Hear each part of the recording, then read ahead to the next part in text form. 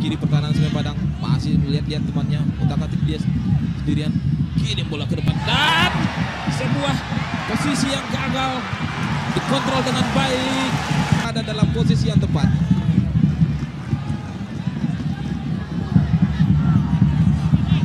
Dan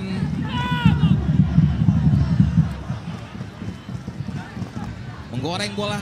Ini dia pertemuan satu-satu bola satu-satu, bola cok di umpan, ada Ferdinand ternyata pada siapa bolanya dikirim ternyata dari saudara-saudara masih dihadang.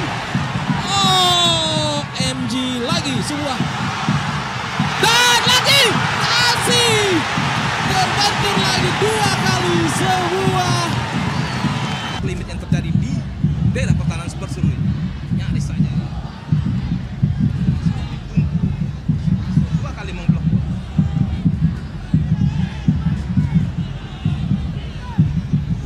Dua kali kena gawang, dua kali upaya Casio untuk memanfaatkan bola rebound.